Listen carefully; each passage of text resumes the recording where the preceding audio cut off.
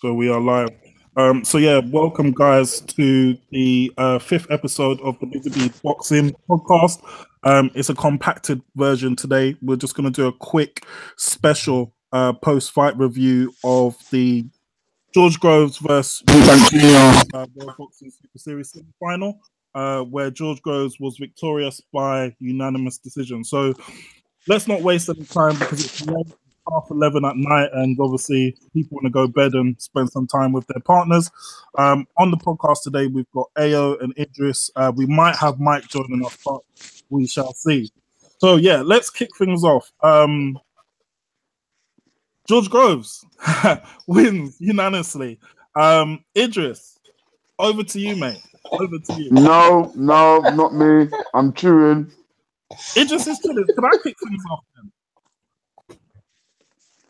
Are we gonna me kick things off? Okay, so let me kick things off. So a bit of background for people who haven't tuned into the podcast before. So Idris had a bet. Idris and I had a bet where we were going to bet each other 50 quid on the win of this fight. Idris was picking Eubank Jr. And I picked George Grosz. Now, 3 days before the fight, I heard a rumor that George Grosz had a rib injury in camp, and also that the sparring he had with Joshua Buatsi also gave him some nightmares. So I called the bet off. Now, obviously, in hindsight, that was a super bad decision because all the things that I've been saying for 8 to 10 weeks since this fight was announced happened. George Grosz made Eubank Jr. look like a rank amateur. He jabbed his head off all night. He made Eubank Jr. resort to lunging in. He looked clumsy. His legs looked like wooden pegs. He couldn't close the range. He wasn't able to get off any work on the inside. And even when he did, he smothered his own work. He got cut. I even believe that he got dropped twice in that fight. And the ref didn't call it. I don't know why. And then to finish off my point before I hand over to my humble friend Ao, who also backed George Grosz, those scorecards were way too close. They were way too close. For me, George Grosz won 10 rounds. I'll give Eubank Jr. maybe 2, 3 max.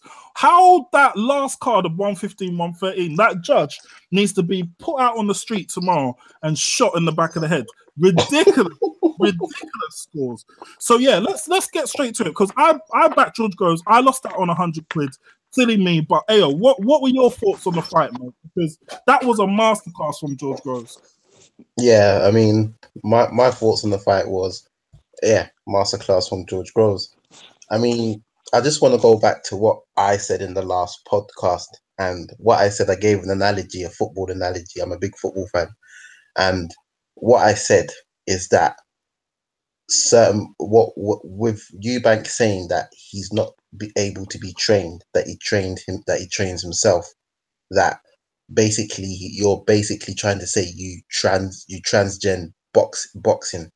In football, those players are Messi, Ronaldo. In boxing, there would be a Floyd Mayweather's Canelo. Now, when you see a Floyd Mayweather fight, he doesn't really receive any instructions from the corner because he transcends boxing. He's too good. He doesn't need any instructions. He knows what he's doing. Eubank doesn't. And the reason why he lost the fight today is because of he failed to prepare. If you fail to prepare, you prepare to fail. And that's exactly what's happened. Exactly what's happened tonight. He didn't have any plan. He didn't have any method in what he was doing. He couldn't close the range. He got cut early on by probably his own stupid smothering and lunging in, and he got caught while he was lunging in. And yeah, it was a terrible performance. I mean, George Grosz is a world level fighter, and Eubank simply is not a world level fighter. No, he's not. I completely agree with you. I think, sorry to interrupt, Ao, but I feel so strongly about this. I honestly think that the wall has been pulled over the eyes of these so-called boxing experts. So many boxing podcast guys who call themselves experts were sitting there in the build-up to this fight saying Eubank Jr. destroys him. Eubank Jr.'s got all the power. Eubank Jr.'s going to outwork him. Eubank Jr. is this machine. And they basically let their eyes deceive them, because George Groves had all the pedigree. And if you look at the fight tonight, for me, we have to question whether Eubank Jr. is even Euro level. Like he looked like a Euro level bum in there, if I'm honest. To be honest with you, I think he's Euro level. I think he's above British level, but he sits in a spot where he is between Euro level and world level. That's where I think he actually is. He's not world level, but I still think he's just about better than Euro level. I mean, it's a shame because I actually paid for the fight, and I should have just went on my stream. It wasn't the best of fights, but it's exactly what I predicted would happen. I mean, those swings, those when he goes in with that flashy left hook, when it lands, it looks good. But you're no Roy Jones Jr. You ain't gonna land it as regularly as a world level fighter. And I'm sorry to say, he swung so many times, was made to look so amateurish, ridiculous. That's all I've got to say, really. True. I mean, just lastly from you, El, because obviously we've got a short one today. For both fighters, so Groves advances to the final. First question is, do you see him winning this? Beating Callum Smith or Brahim in the final? And secondly, for Eubank Jr., where does he go from here in terms of his career? Do you think he needs to go and get a proper trainer finally? Does he need to kind of leave the side of his dad? Where would you say that his career goes from this point? For Groves, it's more difficult to predict because Groves, I honestly believe he's the best in the division. All Groves can do is just carry on defending his title, and probably the person that will come along and probably take his title from that will be time for him to call his day, because Groves has a lot of miles on the clock. I rate Groves so much as a fighter. He's so crafty, so smart. And I mean, he always sticks to his game plan. He did it against DeGale. He did it against Chudinov. He did it against Jack, Badu Jack. But as we know, Badu Jack is quite a good fighter as well, which is why the decision went his way, and he was away from home. For Eubank, he should just leave boxing. Seriously, go into modeling or something like that. He's a good-looking guy. He should just go into modeling and something. He talks a good game. Just leave boxing. That's what I've got to say about Eubank. Short and sharp. So over to you, Idris. So I know obviously Idris, back to Eubank Jr. going into the fight. Firstly, what did you make of the fight? How did you call it, and where do you see the careers of Groves and Eubank Jr. going from here? I don't even know what to say. I'm so upset right now. Hearing all those words from Ayo. Ayo, I don't like you, man. I don't like you, Ayo. In fact, I'm going to do a yummy. I'm going to call you out on a fight, on a spar. To be fair, I'd probably do a better job than Eubank. The problem is, I want to go away from the skill level, and I want to go to the tactics. Let's just say, because I do remember saying this, I always said that George Groves was a better fighter, but was the better boxer. But I said Eubank was the better fighter. And I think where Eubank missed the trick was he hurt Groves. He hurt Groves a few times in that fight. Groves was smarter. He boxed on the back foot, jabbed the hell out of him.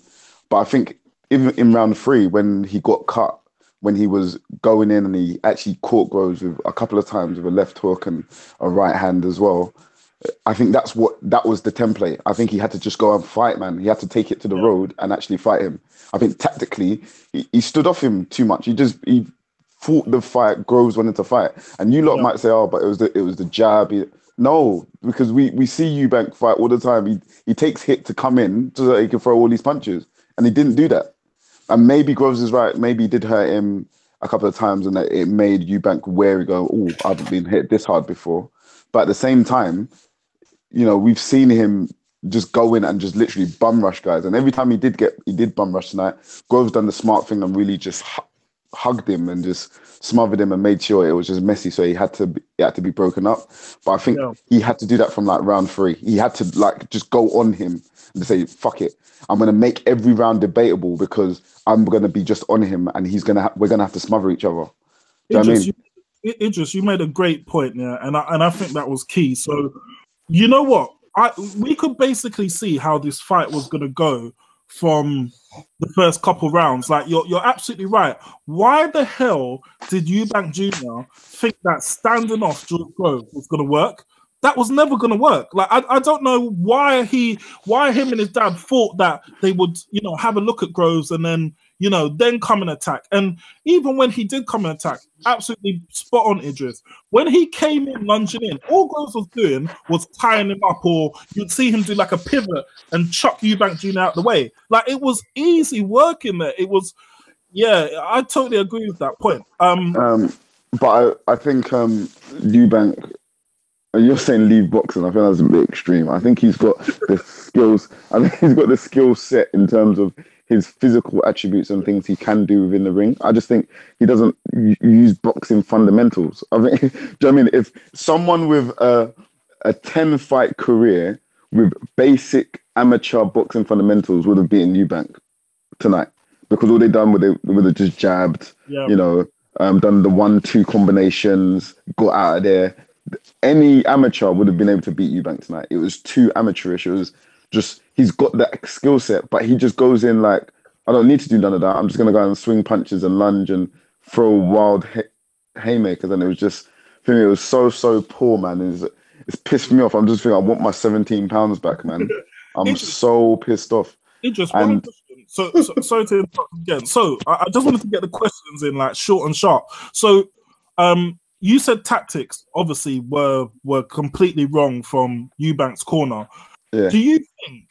And yesterday we had a conversation offline about how bad we thought Groves looked at the weigh-in. His eyes looked withdrawn. He had bags under his eyes. He looked ill. He blew up apparently 30 pounds overnight. Did you see the size of Groves in that ring tonight? He was massive compared to Eubank Jr.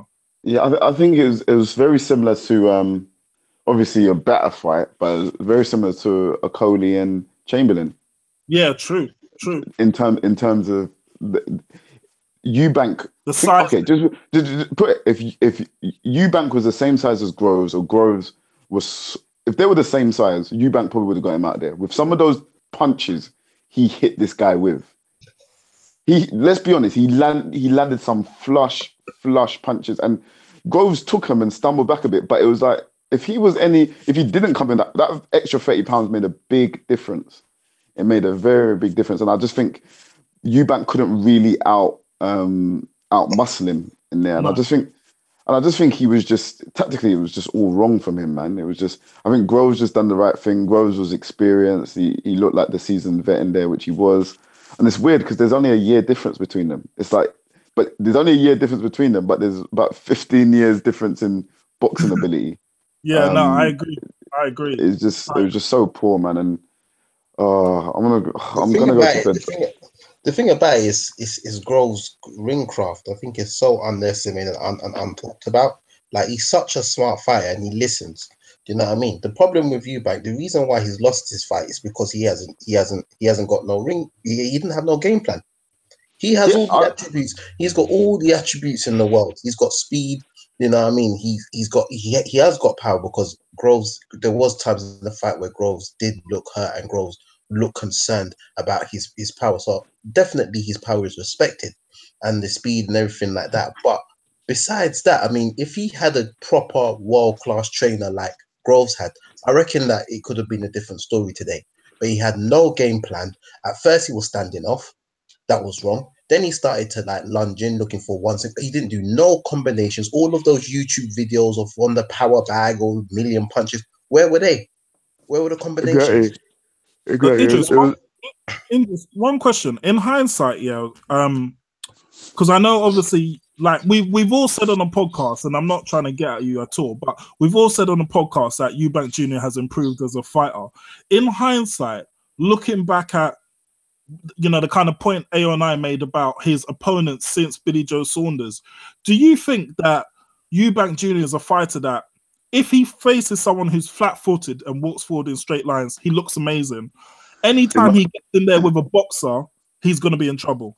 It's exactly that. However, I think maybe this might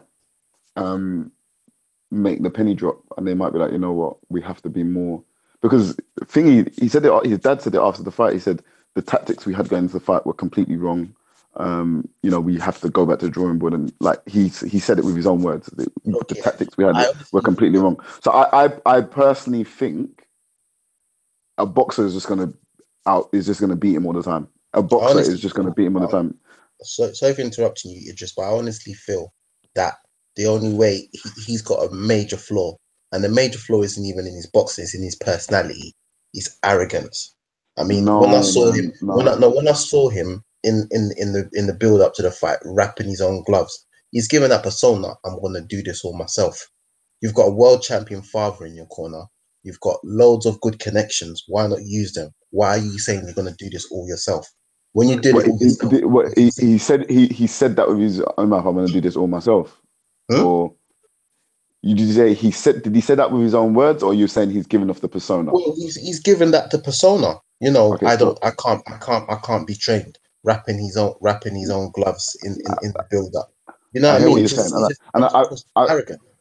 I personally think that's a slip of words. I don't think when he says, because it's like when I see him when he's in America and he's training with Mayweather's dad, he's not saying to Mayweather's dad, "You can't train me. I can't be trained." That's publicity. That ain't training. That's just publicity. Yeah, but listen to what I'm saying. But listen to what I'm saying. I think when he says that, it's a slip of words. However, is he arrogant? Yeah, but I think in this game, in this sport, and being an athlete, being someone who competes, you have to have that level of competitive confidence, and that's what a lot of people and a lot of people. Listen, a lot of people make the mistake of competitive confidence and arrogance. But at the same time, competitive confidence or not, you have to listen. And he doesn't listen. Look at the fight. Look at the fight in between. Look at the fight in between his corners. Who was giving him any instruction? Exactly. That's what I'm saying to you. It's like his dad couldn't even talk to him. Listen. Was in cut, man. He was wiping his face, wiping the blood off his face. I think, what are they saying? Remember, he has no trainer. It's not like there's someone in his corner who's his trainer who he's just dismissing and not listening to. He has no trainer. What I'm saying is his mistake is his tactical or his career mistake is that he doesn't currently have a trainer. That's the mistake he's made. Now, him believing in himself so much and saying, I can do this, I believe in myself, blah, blah. I don't think of that as confidence. I believe if he did have a good trainer with that belief, he'd be almost unstoppable because he'd be doing the right things in terms of tactics and he'd have someone there to coach him through. Now, I honestly think it's competitive confidence and not arrogance. The things he's saying leading up to the fight, he should be saying. He has to say that. Man, he's an arrogant man. Even when he knocked out Yildirim, even the way he knocked out Yildirim, he's knocking out an amateur, someone with I don't even know who Yildirim is, and the way he stands over him and looks down at his opponent. Hold on. Can I ask you a question? Be honest. Of course you can. Entertainment wise, who's more entertaining, Grosz or Eubank? Build up of the fight. When the build up to the fight. Build up to the fight. Who's more entertaining? With the build up in the build up to the fight. Who's more entertaining? Who was entertaining? Eubank. Yeah, you could say it was arrogance, but it's Eubank that was more entertaining. He's the one who's pushing the conversation. He's making it a bit testy by saying what he's saying. He's making it entertaining. That's part of the game. That's number one. And he said this very. Listen to what I'm saying. Listen to what I'm saying. He said this a very long time ago. I think it was actually when he signed the ITV deal with his dad. He said, "Look, you've got to have a personality. You've got to say stuff. You've got to get under the other guy's skin to make it entertaining in the build-up, so people want to buy the fight. People want to be entertained." He goes, "Look at, and be honest. Look at how humble he was after the fight." Look. You can talk as much. I haven't finished. I havened finished. Let me just jump in. Floyd What's the point? Floyd Mayweather said that he talked the talk and he backed it up in the ring. Eubank talks the talk and he doesn't back it up in the ring. Let's leave it like that. Yeah. Question to both. So I haven't finished. Let me finish saying what I'm saying. So the build up to the fight, and in terms of personality, Eubank's a lot more interesting. He's a lot more entertaining. In all of George Grosz had some very, very good fights. The Girl fight was very good. Badu Jack fight was very good. But when you watch Eubank fight, as rubbish as he is in terms of his skill set, the way he fights is a lot more entertaining than the way Grosz fights. The mistake is he just isn't coached well. He hasn't been coached well. Yeah, and yes, that's an arrogant thing because he hasn't achieved anything in boxing. But in terms of his personality and the way he comes across, I think that's pure. And this is from an athletic background. That's pure competitive confidence, and that's the difference between arrogance. Idris, question. So I'm conscious that obviously we got Mike on the line, so I want to bring him in a sec. But just a question to both of you on the scorecards tonight. Off the top of my head, I'm sure it was it 117, 111, 116, 112, 115, 113. There was two the same. There was two the same in it. I think 116, 112 was twice. Yeah, I thought they were too close. I mean, just a quick shout out on that. What was your thoughts on that, Ayo? Do you think, because I personally didn't give more than 2 rounds to Eubank Jr. and the Twitter, looking at my Twitter feed, most of the guys on there were like, 10-2 or 9-3. I mean, 116, 112. Yeah, I think I'll give Eubank a couple of the later rounds. I'll have to watch the fight back to name which ones, but maybe a couple of the later rounds simply because of work rate. I think George Grosz had a round off. I think it was round 9 he had off. But other than that, I mean, scorecards close or not, I mean, they were accurate. It was a unanimous decision, and he boxed the life out of Eubank. And the fact of the matter is, he's technically not a boxer. He's a fighter, and a lot of the experts were saying this. He's a fighter, and you can see that with all the swinging and lunging in, and he was cutting, he was still coming in. That's a fighter. George Grosz is a boxer, and you see what happens when a boxer goes against a fighter. Yeah, true. Okay, Money Mike, can you hear us? Are you there? Yeah, can you hear me? Yeah, we can hear you. Can you turn the music off? Can you hear me? We can hear you, yeah. Can you hear me? Yeah, we can hear you, Money Mike. So, keen to bring you in. Obviously, Money Mike, you there? Yeah. Sorry for the late arrival. No worries. So, obviously, you were a keen backer of Eubank Jr. coming to this fight. Just wanted to get your thoughts on it, what you made of the fight, obviously the scores, and where you see both fighters' careers going from this point. Well, first of all, I'm just so disappointed I just paid that money and just wasted time. I thought Eubank just looked gassed at the end. He had no game plan. I think he was just looking for a quick get out of jail easy. I think he definitely took Grosz for granted. I think he underestimated Grosz, definitely. He probably thought, he can go in there, unleash his punches. He did nothing than what he talked about. All these YouTube videos, they were just hype. It was just shit. I'm just, like I said, I was just backing Eubank for this fight, but I don't see where Eubank's going to go from this fight after. I just don't know. As for Grosz, it wasn't the best fight, but Grosz had a game plan. He stopped Eubank from getting into his routine. He didn't give Eubank time to settle or get into any kind of rhythm. He had a game plan, and I don't know who the hell was teaching Eubank and giving him orders for this first round. His dad was in there. After round 1, I didn't see his dad. Didn't see it. Like he was hanging in the changing room. Mike, that's a great point. So one of the things I wanted to flag, when like Eubank Jr. is looking amazing, we see Cena get in the ring, do his little stare down at his son. Today, I don't know whether it was because of the cut or, he just didn't want to kind of associate himself with this defeat, but he didn't come in the ring. He was hanging back. And you're absolutely right, Mike. Who in that corner was giving the instruction? Because I heard him calling out, but I didn't see any clear instruction, which would have been, for me, as Idris said, close the distance and basically bum rush him. You see more of the cut man taping up his eye than actually hearing the instructions telling him what to do. True. It was just poor managed. It was just poor managed. He managed. His dad was nowhere to be seen. After the first fight, he's standing there, and the cameraman was looking more at his shoes than what he was doing. I don't even know what that was about. But I didn't hear no combination talk. I didn't hear no stay behind the jab or like fighting in the inside. Even doing the fight on the back foot. Grosz just had his number and he just stifled him. Because apparently he can train himself. That's why. Yeah, he definitely. Like I said, he needs more than a trainer. He just looked piss poor. I'm sorry. All that. I don't know what heavyweights is fucking out inspiring on YouTube. They must have doctored that or something, or put someone's body in that video, because that wasn't the Eubank that I saw. He was just piss poor. Mike. Good. Yes. Mike. So question on that. So question one.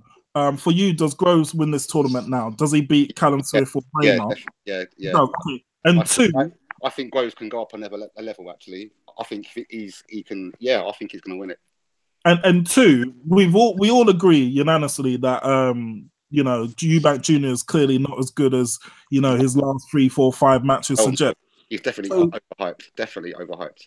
So where does he go from here? Does he go back down to middleweight? Does he? Because he mentioned post fight that he was keen to get in the ring with Caleb Truex, the guy who beat DeGale, but he won't do that fight. They're not going to make that fight. So I mean, where does he go from here, really? Because if you look at it, he's cut his ties, he's burnt the bridges with Sky and Eddie Hearn. He's burnt the bridges with BT. He's on his own on ITV. No one really has to fight Frank Warren's not going to happen. Wait, hold on. Nassim Hamed said that Chris Eubank needs to quit boxing. That is funny. You know what's an interesting point that I found? I like the point of what Duke McKenzie made when he said about the IBO is obviously the most shittiest belt in the division. He just shows you the class of the IBO fighters. Obviously, WBA level, WBC level, IBF level. I'm sorry, but they will just blow Eubank away, punching or no punching. On that performance, he ain't sent out no statement. He ain't sent out no shockwaves. All he just sent out was like, I'm too hyped. That's it. That's the only statement he sent out tonight. He was just shit. No, I agree. For me, do you know who Eubank reminds me of?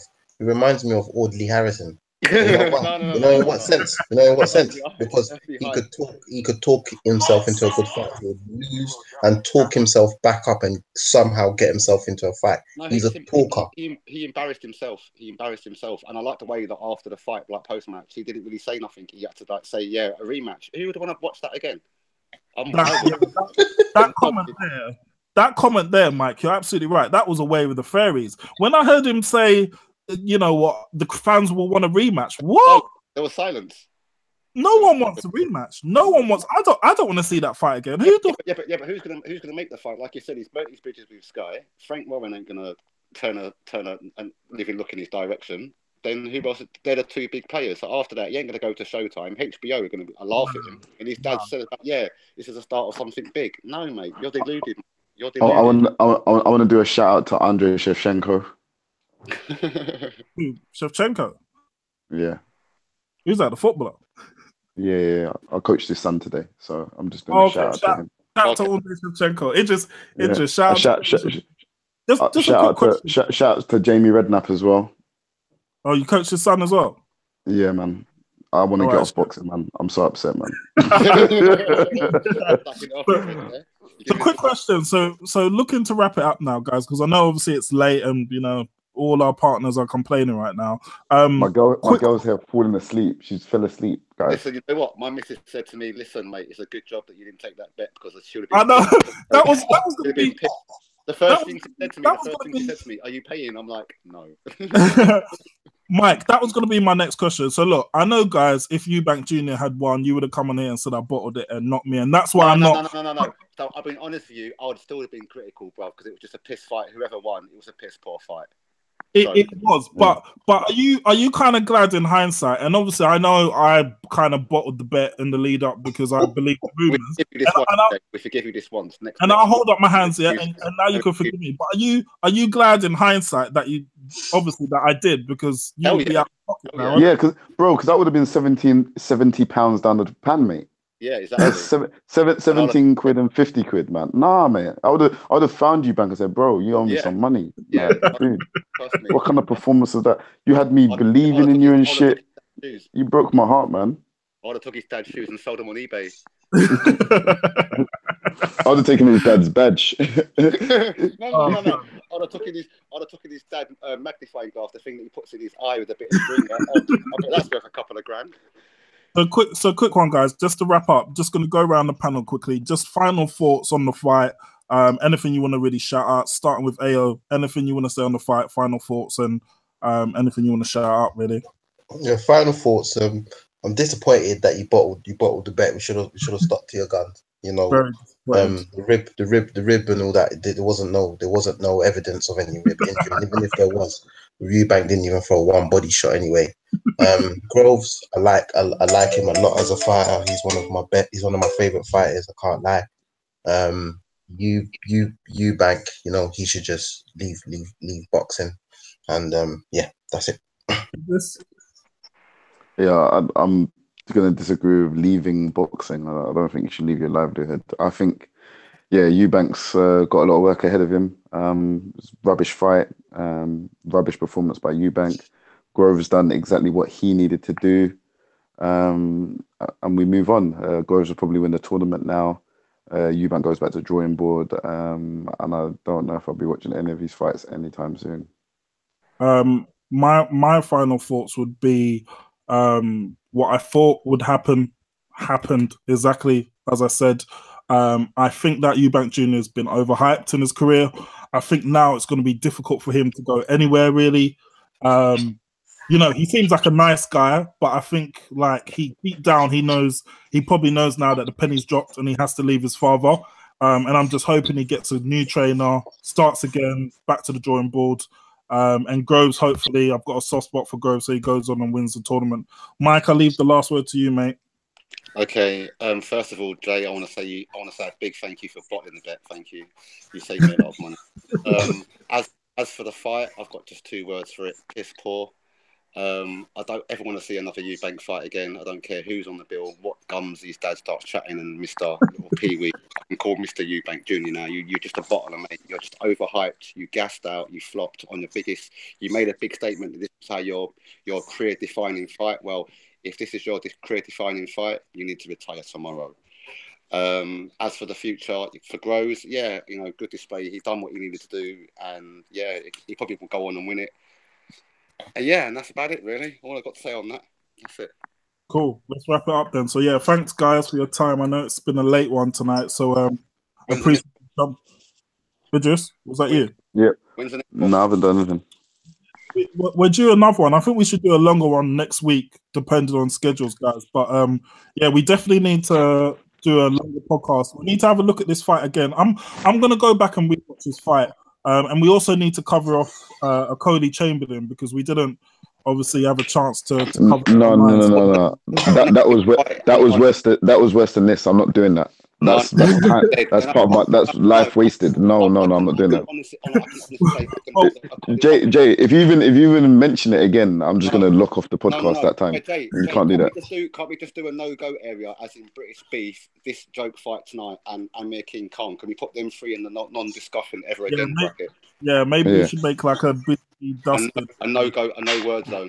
Just create a little erased basket and just add them to the basket. Let's put them in the dustbin. So yeah, one last thing. May the 3rd. Sorry, March the 3rd. Yeah, that's Kell Brook's date. Should we do a pod for that one before that? Yeah, I think we should do a podcast next week. I mean, depending on. Let's do one next week. But yeah, we can talk offline about that. But yeah, happy to do one next week. But yeah, thanks for that, guys. Obviously, I appreciate logging on this late. Thanks for the viewers tuning in. I've seen a couple of viewers come on, so that's good. Please like the content, share the content, subscribe to my YouTube channel, follow us at BusyBee Boxing on Twitter as well. But yeah, appreciate that. We're out, guys. Thank you. Guys, later. It is.